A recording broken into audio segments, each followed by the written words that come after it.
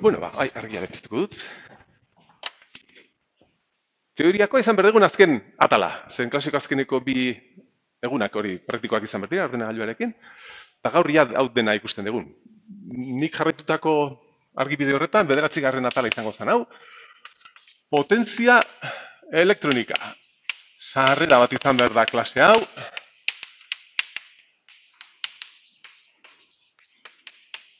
Osagaiekin hasi gindan, gero elektronika analogikarekin, operazionalarekin eta ikusi genituen oinarrizko blokeak, proiektua egiteko, elektronika digitalari sarrera, eta potentzian elektronikari sarreratxo bat egin behar diogu. Eta bertako lehendabiziko atala izan behar da, sarrera bezala, definizio bezala zer den potentzia elektronika. Holaseko irakasgairen bat izan duzue? Potentziako irakasgairen bat izan duzue, hasi zarete hori indik ez, aurrerago bai. Orduen, hauen ideia, hauxe da. Ez da, hemen entxufetan, hemen potentzia elikadura ailegatzen zaigu, 220 voltioko entxufe hori, eta hemen ditugu osagai hauek behar dute seinalea jarraia, osagai alternoa, eta hau jarraia. Orduen behar dugu tarteko zerbait bihurtzeko seinale hori edo potentzia hori, honek behar duen iturrira. Mugikorretan uste dut, hemen erabiltzen den volumenatik, 140 erabiltzen da potentzia aldaketak egiteko. Elikatzeko pantalla, prozesadoreak eta bar, bateria daukagu. Baina hor behar den volumena 140 eta potentzia aldaketatxoak egiteko.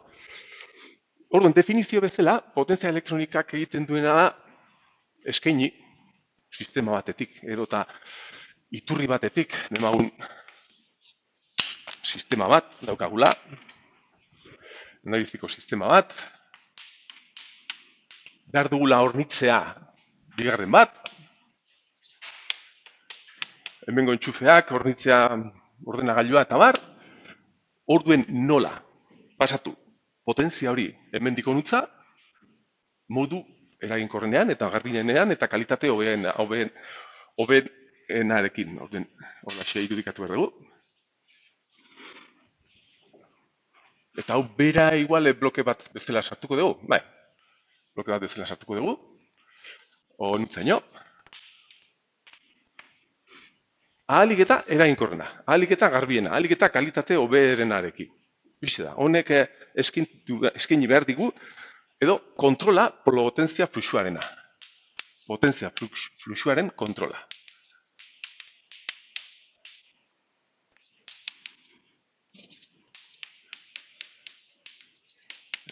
Adibideekin hobetu ikusi behar dugu.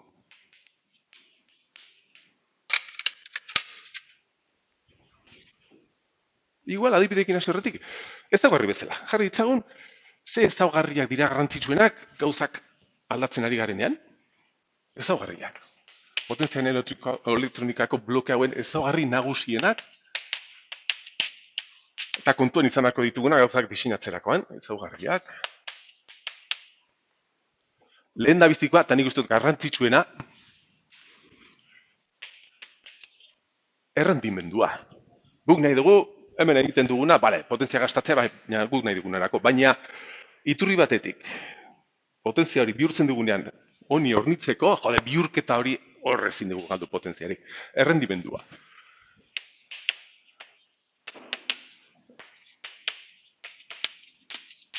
Eta hauxe, eta izkiarekin, eta hauxe izan berda, hemen nutza hilegatzen zaigun potentzia, eta hemendik eskitzen duguna, eta hemendik ateratzen dena, beraien arteko erlazioa.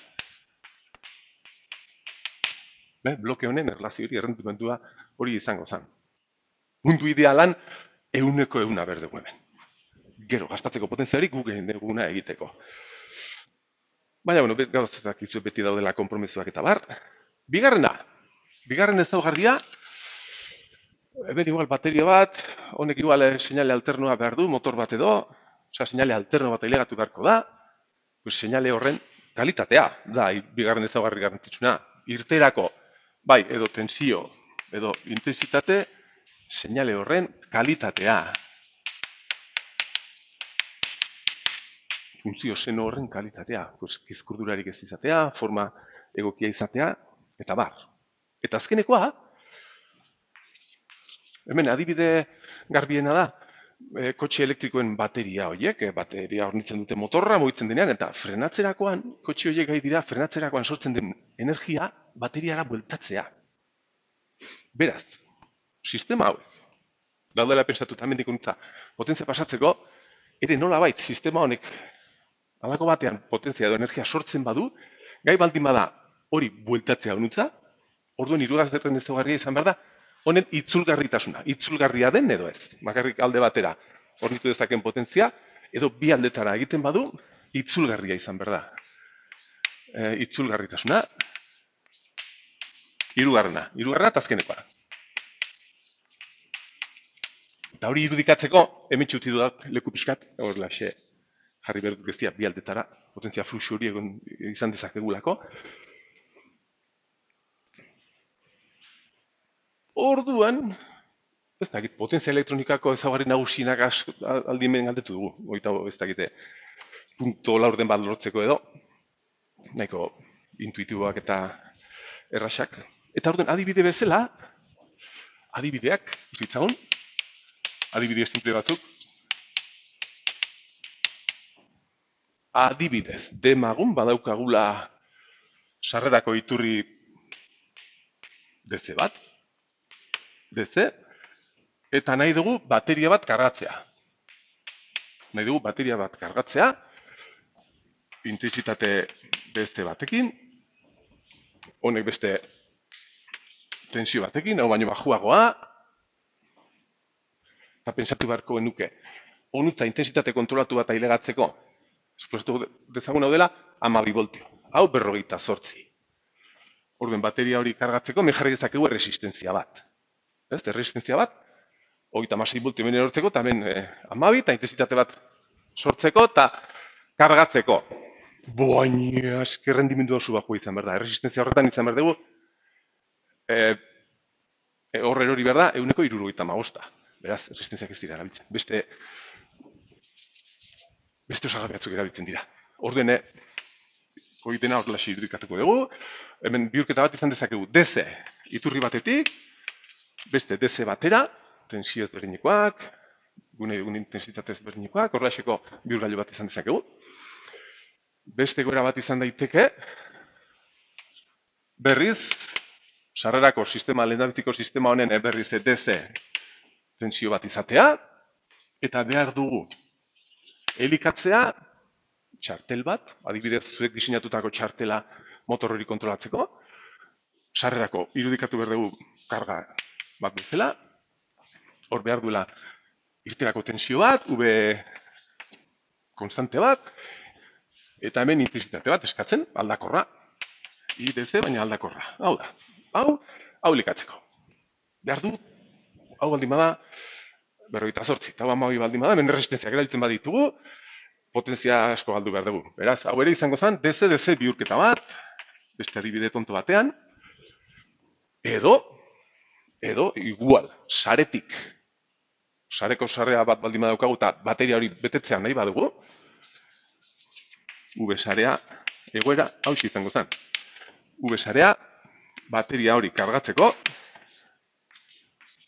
intensitate DC batekin, hemen seinale alterno bat, seinale jarrai batera bihurtzeko ere zerbait egin beharko dugu. Hortxe sartzen da gure potentzia elektronika. Bihurgailu hau izango zen. AC sarrera bat, DC bihurtzeko, zegoera gehiago. Ja, biratu edo. AC, DC, bai, egoera hau izango zen berdina. Sareko, hemen daukaguna, sareko AC hori elikatzeko DC diren beste osagai batzuko. Hoi dena, irudikatzeko, egoera hau izango genetzake, sarea, eta txartel bat, edo zen gauza, VDC batekin erikatzeko, hemen beharko genuke, ACDC, beste motatako bat, honek intensitate bat hornitzeko, hemen tensio finko bat lortzeko, zer gehiago, zer gehiago,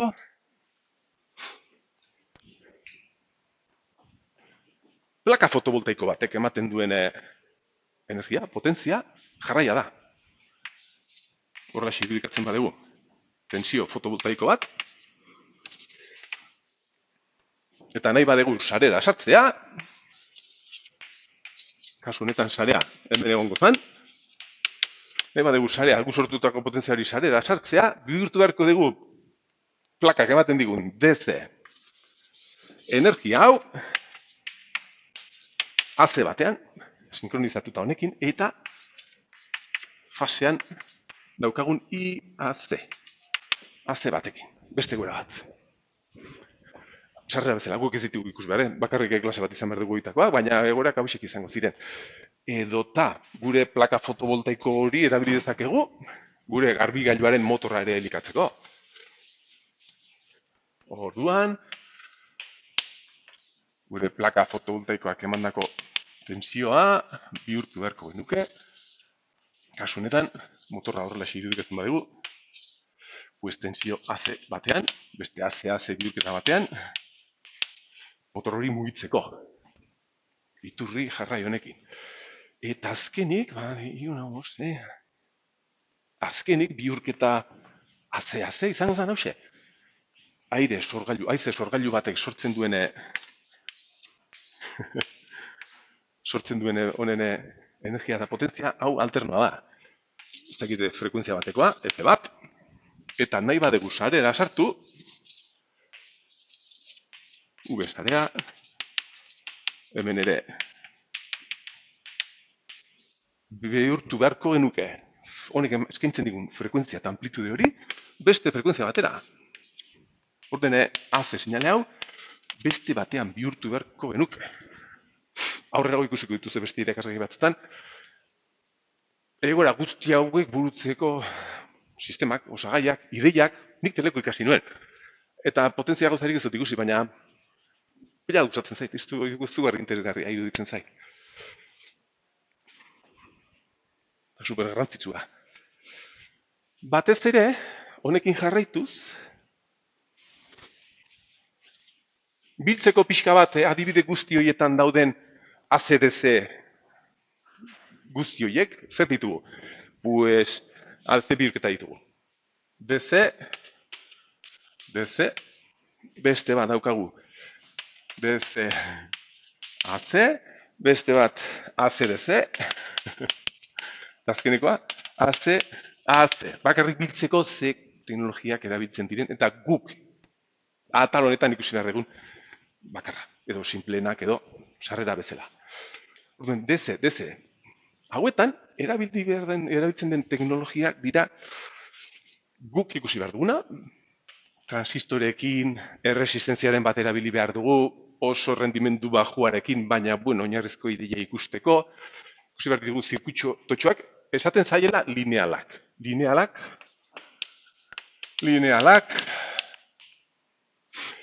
transistoreak, erresistentziaren bat, zenerren bat, hauek errendimendu oso bajukoak, baina simpleak.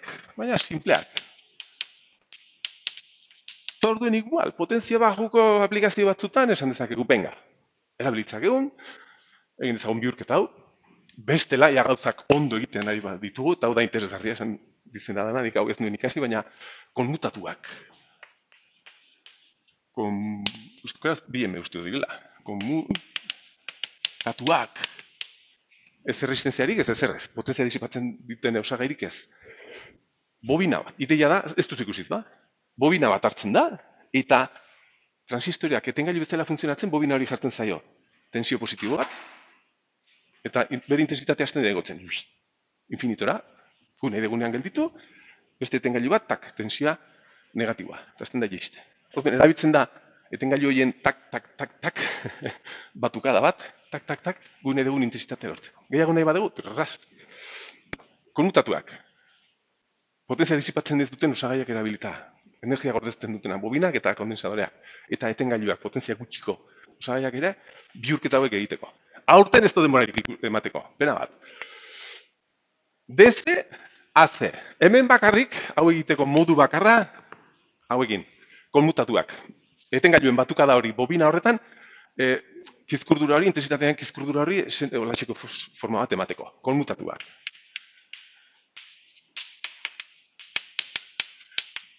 Ez da denborarik ikusteko, pena bada.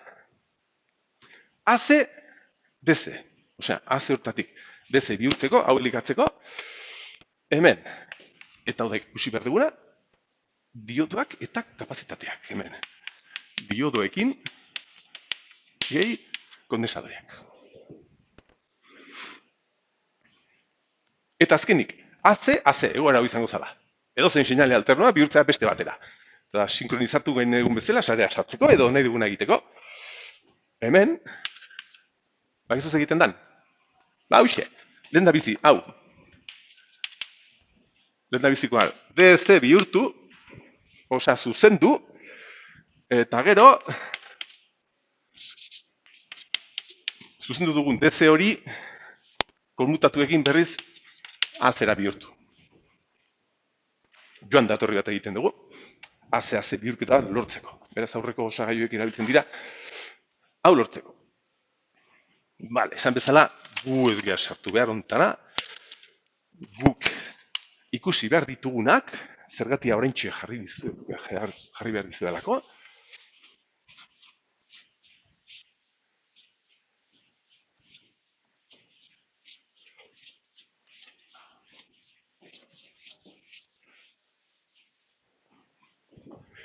gure atalontako helburua jarri diot, bai, beratzi bi.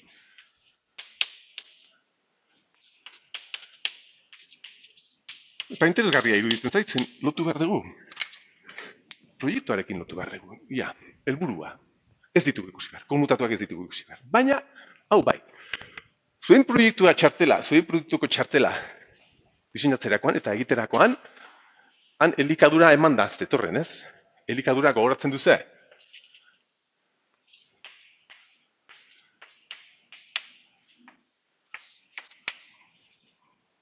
Ui, bai.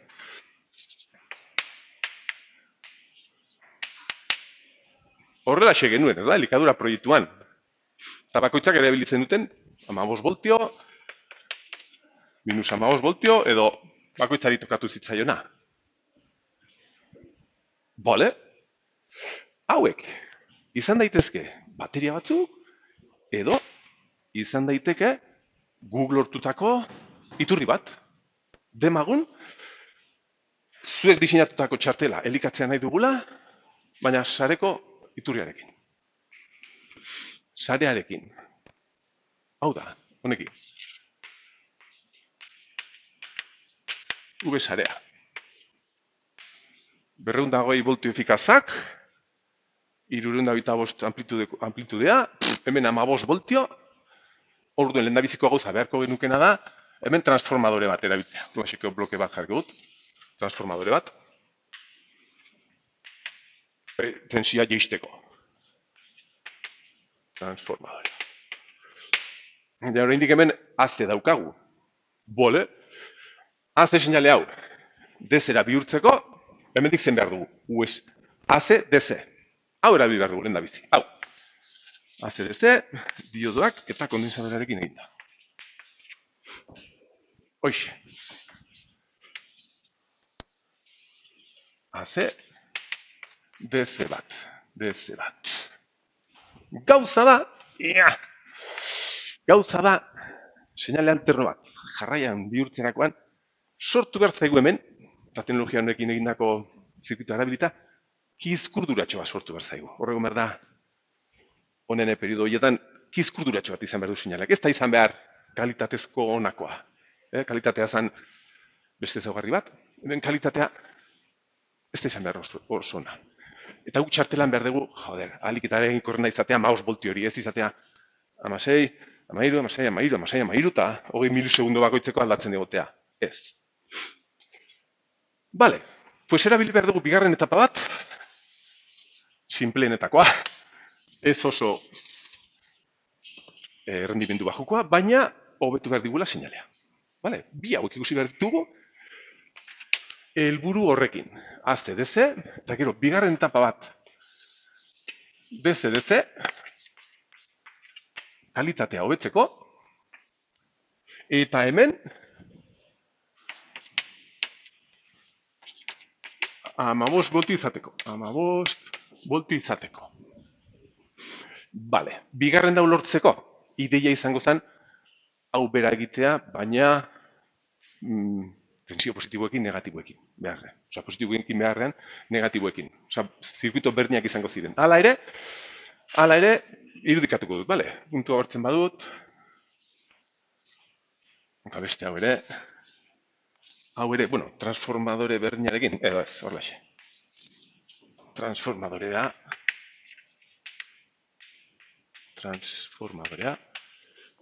Tensio maila jisteko. Hemen ere, ACDC bloke bat bihurtuko nuke. Kasu honetan DC minus 15 inguruko izateko. Gero beste DC bat minus 15 hori hobeto egonkortzeko. Eta bi hauek horrelaxe konektatzen baditugu hemen lurrera, referentzia bezala, hemen izango genuke minus VCC igual minus 15 adibidez. Minus 15. Adibidez. Bale, orduen, atal hontako helburu nahiko simplea, zeren atal honetan izugarrizko edukiak gaude eta interesgarriak, batez ere konmutatu hauek eta hause, sakondu ere ez, hause helburu politori lortzeko bloke hauetxeak ikusi behar ditugu. Saetu berga lehen da bizi, seinale alterno bat zuzentzen, eta gero pixkatxo bat hobeto xo gehiago egonkortzen. Bale? Helburua atalontakoa,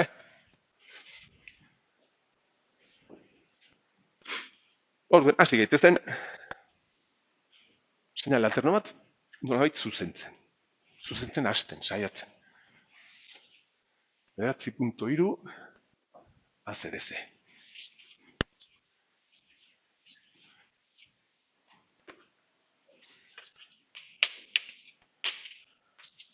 ACDC bihurketa. Bale, seinale alterno bat jarri behar dut zuzenean, iturri bat bezala, Sarea transformatuko du, transformadore batekin. V-sarea jarri dezaket, V-sarea. Naiz da igual txikiago izan. Eta hemen karga resistenzia bat. Hasi gaitezen, dia.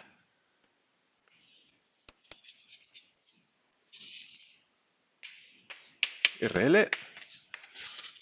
Eta seinale alterno bat. Eta honutza, ailagatu berko da, alik eta seinale edo iturri zuzena. Ia. Grafikatu dezagun. Denboran, hau milisegundotan. Tentsioa. Senoa marraztu behar dut. Amplitudea aztuz jarriko zen transformadorearekin nahi diguna lortu dezakegu. Orduan,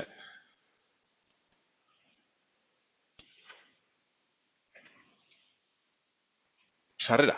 V-sarea. Alternoa. Nola hasi gaitezke hau zuzen jartzen? Zer indezakegu? Begira. Hau egin behar dugu, lehen da bizi. Lehen bizi hau. Diodo bat jarri, berde hor? Hau ez dakik goratzen duzen zer egiten zuen. Azpi periodo positibotan, hau egon behar da on. Diodo egon behar da on hemen. On egon behar da. Azpi periodo negatibotan, off.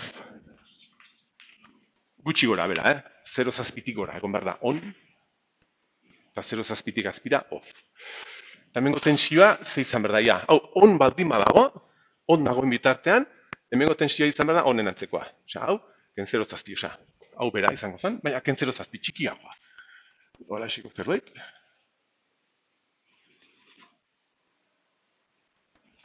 Zero zazpi denean hori. Eta negatiba denean, edo zazpi, hemen, hau, boztuta dago, eta irterago tensioa 0. Ez dugu gauza handirik lortu. Ez dugu gauza handirik lortu. Baina behintzat positibo-negatibo ez da, behintzat orain dana positibo da. Bada zerbait, baina hau ez da oraindik ez seinale bat. Hori nahi egin behar diogu. Diodo bat. Eta begira. Kargatu behar dugu kondensadore hau. Kargatu behar dugu. Eta orain, beste kolorera. Gurria, venga. Hasi egiten. Hemen, tensio gora duanean, pues, tensio zuzena daukagu hemen konektatuta, tensio hau, kondensadorearen tensioa jarraitu behar dio honi. Jarraitu behar dio horrelaxe. Horutzaino.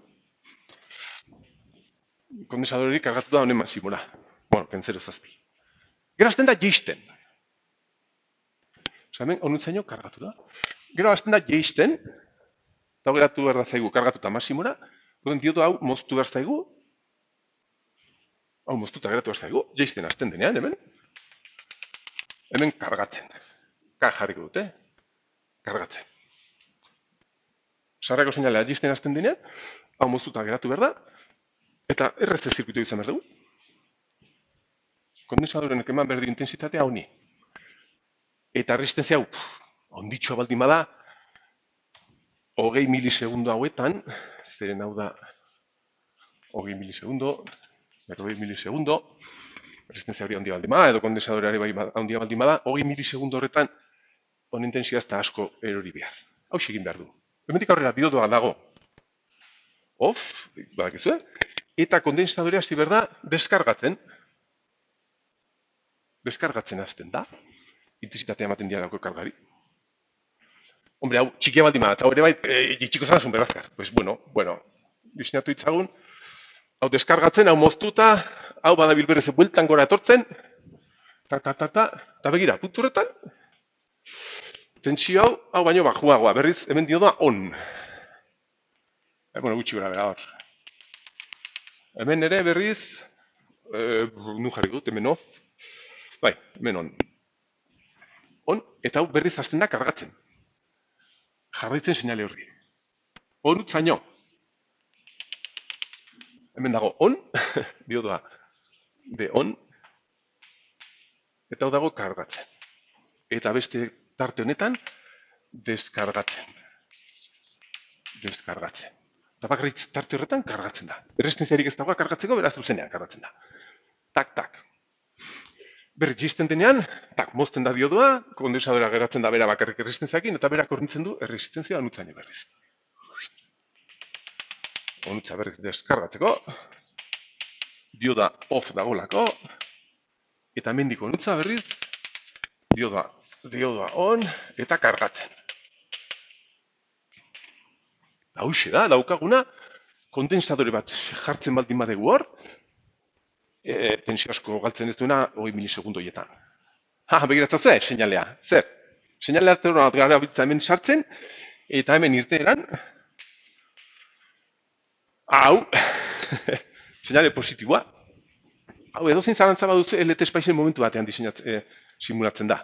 Eta hor nahi baduzu ulertu.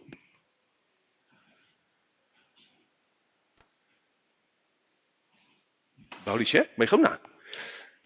AC, DC, bueno, ez da DC. Seinalea nola deskribatuko zenukete zeak? Seinale X kurdura duen seinale hori. Pues, seinale gorri horrek dauka. DC osagai bat, dala hau, batez bestekoa, eta gero osagai alternoak, edo osagai, bai, alternoak ditu. Edo kizkurdura bat. Baina baduka DC osagai bat, ia DC da. Orduen hemen, kizkurdur hori garrantzitsua izan behar denez, hemen daukagun, hau, kizkurdura honi esan behar diogu, igual erderaz jarriko dut. Bueno ez, kizkurdura. Kizkurdura, amplitude horren hurbilketa bat egin dezakegu, jakinda kondensadore horren ematen duen tensioa, sartzen zaizkion kargan arabera definizio horixe da. Barkatu. Kargatzen denean karga horiek sortzen dizkioten tensioaren arabera daukagu kapazitatea. Orduan, hurbiltzen baldin badegu, sartzen zaizkion kargak, edo galtzen duen kargak. Demagun ematen duen intensitate finkoa dela tarte horretan. Orduan, hurbildu dezagun I bezala, IRL, IDC, esan behar diogu. Bolasiko balio bat hartuko dugu. Osa, kargak izango ziren, IDC, bider, denbora, bider, periodoa. Kasu honetan direla 20 milisegundo. Zati, guk nahi dugun kizkurdura. Hau erabiliko genuke kondensadorea aukeratzeko. Nahi badegu kizkurdura txiki bat, kondensadora handia hartuko genuke, ikusten da ez.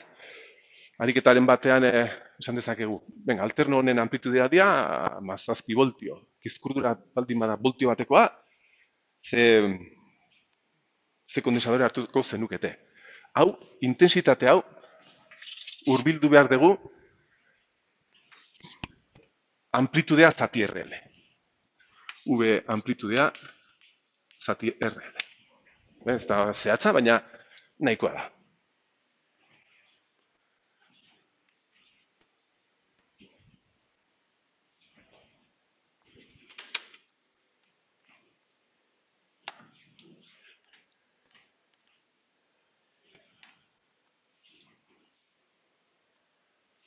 Honi esaten zaio uin osoko zer? Arteslea. Bai. Kondensadore gabe rectificador, erderaz. Arteslea, kondensadorearekin ja DC bihurtzen du. Uin osoko rectificador de onda completa. Kondensadore batekin, pues DC hori lortzen dugu. Hobetu dezagun pixkatxo bat, hemen ingenieria gara, eta begira. Zertxo bait hobetu dezagun. Hemen ikusten baduzue bagabitza erabiltzen, ez dakite, positiboak diren azpi periodoiek, Begira.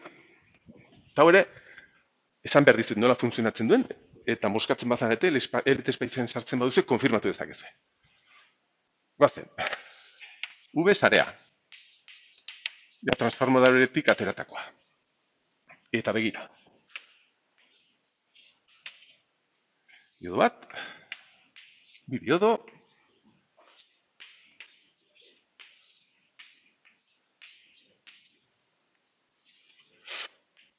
Eta RL. Diodo bat beharrean lau. Eta hau konektatu behar dugu. Bai. Hau onitza. Eta azpiko hau onitza. De bat. De bi. Bai, de bi azpian.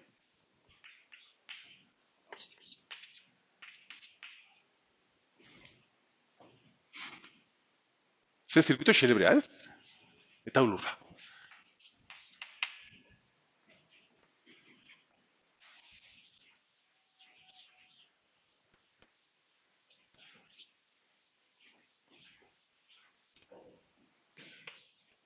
Sarrera, leno bezala. V, denbora, milisegundotan, seno bat sartzen da, saretik transformatutako senoa.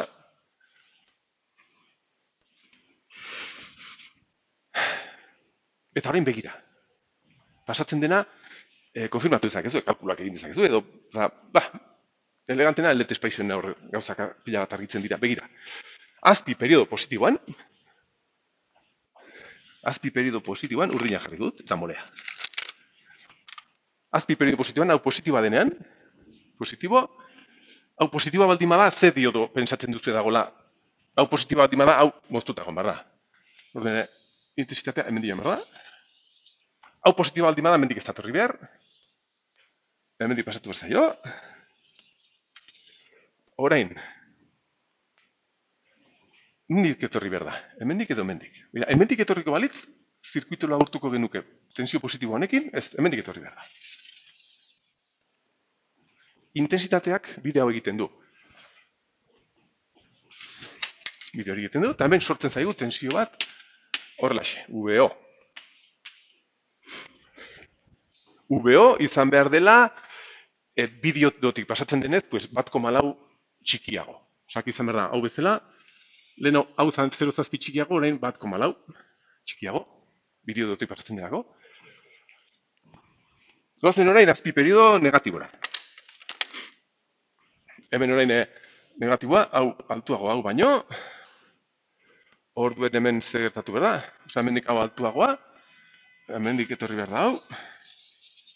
Onutza ez dut etorri behar. Hemendik etorri behar da intensitatea. Ipurditik sartzen zailok hau tensio altu hori. Vale, gero. Hau altua. Eta hau bajua, hau moztuta egon behar da. Beraz, hau hemendik etorri behar da.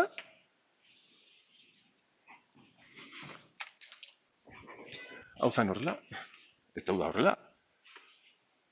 Hemendik etorri behar da. Eta orain, zein hauetako zein egon behar da on.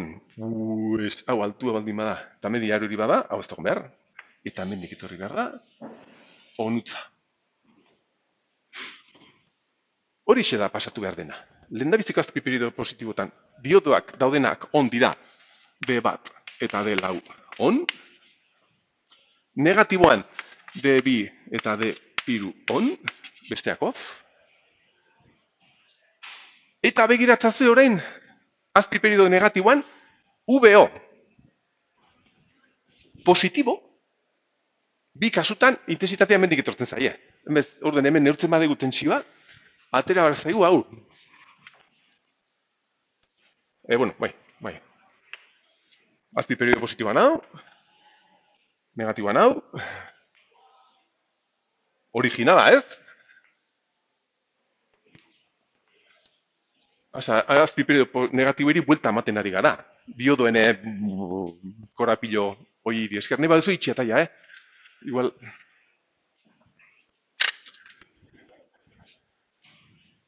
Konfigurazio honi esaten zaio. Uin erdiko artezlea. Edo baita ere, zubi osoko ez dakit zer. Izena ez dakit. Puente de diodos. Zubi osoa. Puente de diodos. Zubi diodoa. Ba, izenak ez dute asko axola, ulertzen baditugu gauzak. Bale, orduen. Jode, ez orain zer egin dezakegu seinale alterno hori bihurtzeko tensio jarraian, beste kasuan egin duguna. Orain, seinale gorakako seinale hori bihurtzeko DC batean, hemen orain, leheno bezala, kondensadore jarriko dugu. Eta arduen lortu behar dugun seinalea da, kondensadoreak hemen kargatzen da, deskargatu, kargatu, deskargatu. Hauxe. Gauza da orain kizkurdura. Txikiago izan behar da, azteren leno. Kondensadorea zegoen deskargatzen onutzaino, zen hau genuen erabiltzen, eta kizkurdura izan behar da, erdia. Orden kondensadorearen balioa kalkulatzeko edo kizkurdura. Igual, bai,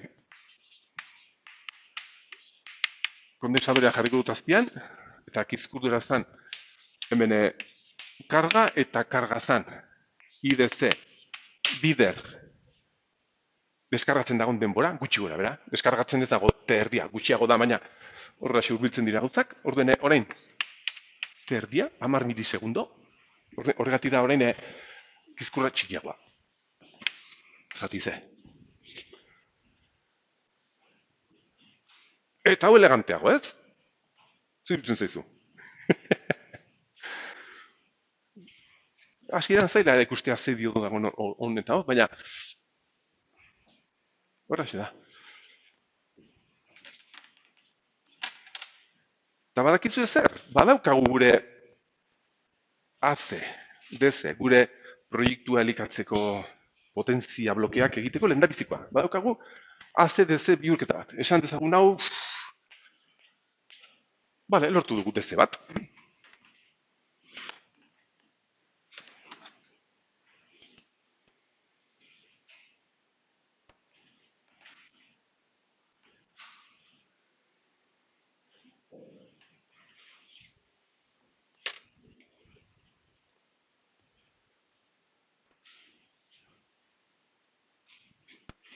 Zabatu ezaket? Bale.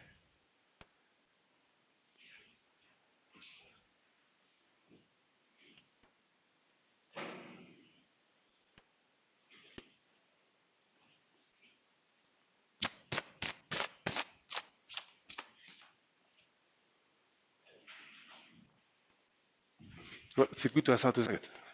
Hau.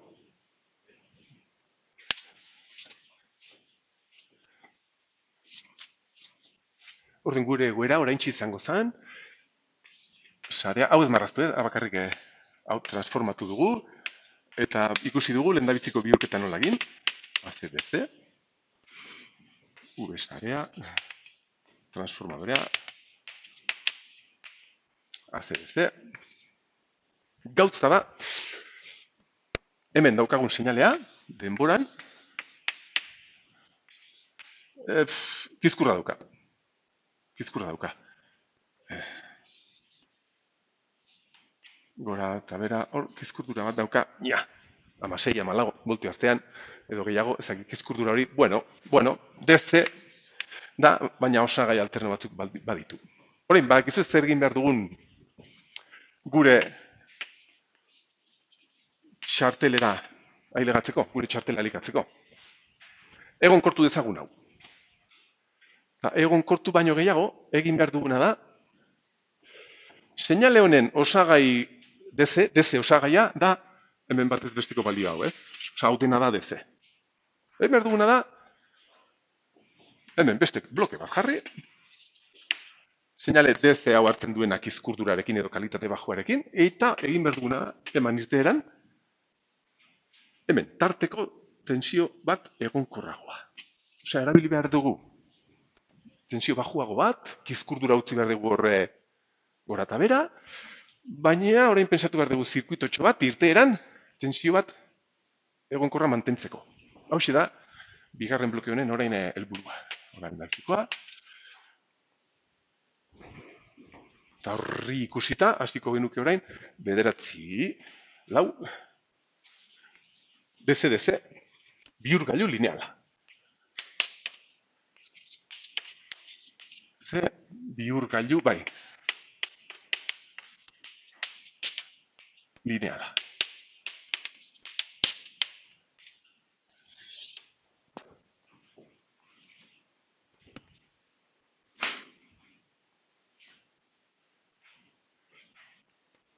Zabatu behar dute? Zabatu dezaket.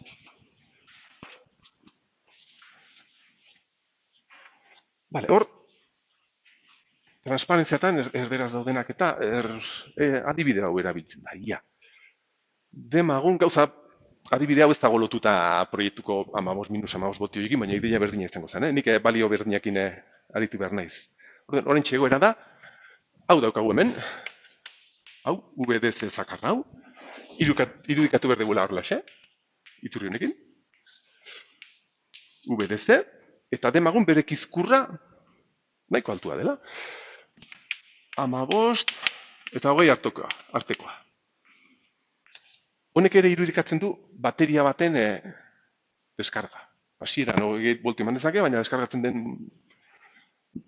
den ala ematen duen tensioa bajuago da ere bai. Osake, bai horren irtera, bai bateria baten egoera hontan egon ginen. Sarrera bat, ez egonkorra edo kizkurdura batekin. Eta, nahi dugu egonkortzea zerbait, nahi dugu hemen irteeran, irterako tensio bat egonkorra 5 voltiokoa. Hau baino bajuagoa. Kizkurdura hori egon behar da hemen, eta hemen 5, nahi dugu egonkorra. Eta gainera, irudikatu behar dugu. Txartel honek funtzionatzen duen bitartean horrek intensitate ezberdinak egon behar da eskatzen. Adibidez, azeleratzen zaudenean, intensitate gehiago gabiltza sartzen, irudikatu dezagun hori horrexiko. Intensitate iturri bat, io. Eta demagon, aztertu dugu, aztuen txartela edo kasu honetan, txartel honek funtzionatzen dagoen bitartean, eman ditzaken intensitate tarteak, daudela 0,2, 1,5 amper artean. Eta txartel hori horrela funtzionatzen duenean, jarri beharko diogu 5 voltio egonkor. Hoxe izango zen helburua. Hemendik aurrera bita, hau egitea. Orduen, lehen soluzioa, hementxe ikusten duzuna, hementxe gaudea. Lehen soluzioa,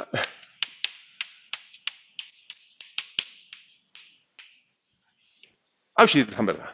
Erabili behar dugu zuek ezagutzen duzuen osagai bat, Tentsioa egonkortzeko izan behar dela zener bat. Jarri dezagun hemen. Zener bat, inbertsuan, VZ. 5 voltiokoa, klaro. Eta erabili dezagun, osagai hori, hemengo tentsioa egonkortzea 5 voltio horretan. Bale. Zener hori polarizatzeko behar dugu hemen erresistenziatxo bat jartzea. Erresistenziatxo bat behar dugu jartzea, tensio diferentzia besteinekoa hemen erortzeko. Horrela lortzen dugu, begira. Hau minimoan dagoenean, hau dagoenean 15ean, hemen erortzen dira 10 eta hemen 5. Osa, zen erregon behar da. Eta denean 20, ere bai. Hemen 5 eta hemen 15. Jazta, ez da joxola, zenerrari izen badaukan goian, beti egon behar da zener, eta tensioa nahiko egonkorra. Honek ere badauka bere malda, baina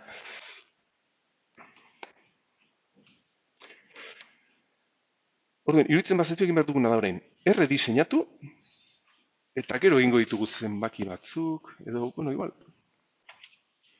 Edo, jarretu behar dut honekin. Bale, hau da soluzioa. Hori lortzeko.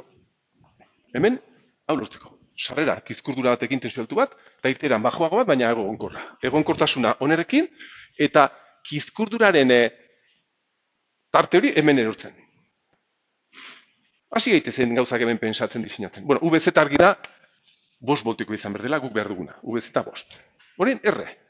Pensatu ezagun, R zenbat balio beharko duen adibide honetan. Ariketak horreletzango dira, horrelako ariketan ematen da, beraz. R. Bale. Diodo zener bat. Zener egoteko, hemen intensitate bat sarturiko zaio muturretik. Orduan, nodo honetan, badaukagu, zirkuitu hau. Tarte hori eskatzen, eta hau, zener egoteko hori positibo izan berko da. Beti sartu berko digu intensitatea hemendik. Beraz, erresistentzia honek,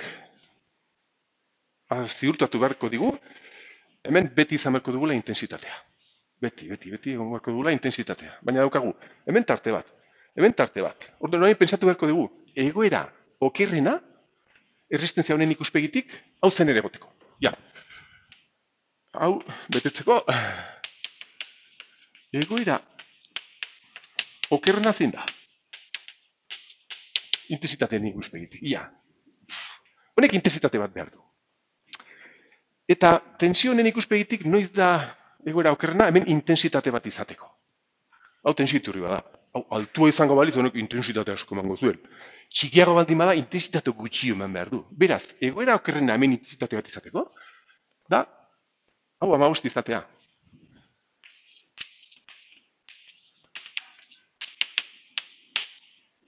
Diseinatzen badu resistentzia kasu horretan, gero, 20 denean, hobeto intensitate gehiago, beraz. Egoera okerrena hori. Eta gero, tarte honen ikuspegitik zein da egoera okerrena hemen intensitateren bat izateko. Begira. Hau baldin badago xurgatzen gutxi, egoera ona. Baina hau baldin badago asko eskatzen, honentako okerrago. Beraz, egoera okerrena da, IO max.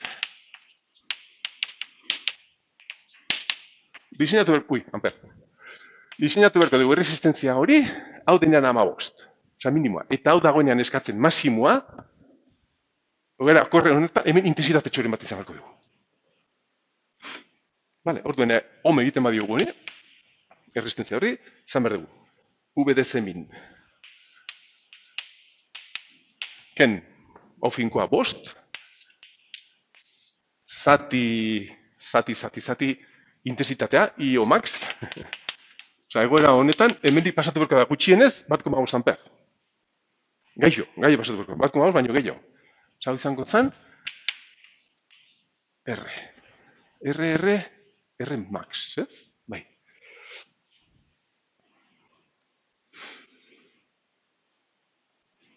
R izango zen, hori baino txikiagoa.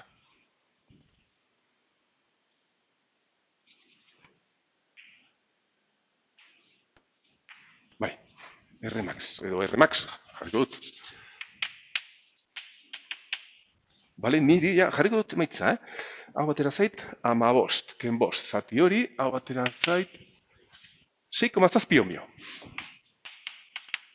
Begira, 6,7 ohmio jartzen baldin badago hemen. Bateria edo kizkurran baldin badago minimoan, eta hau baldin badago eskatzen maximoa, puntu horretan hemendik pasatzen da 1,5 amper.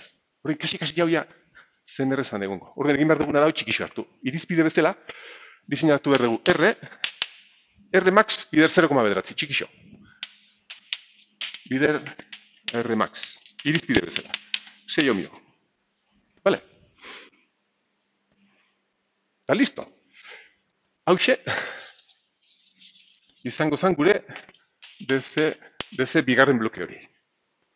Lortzeko hori. Bihurgailu lineala.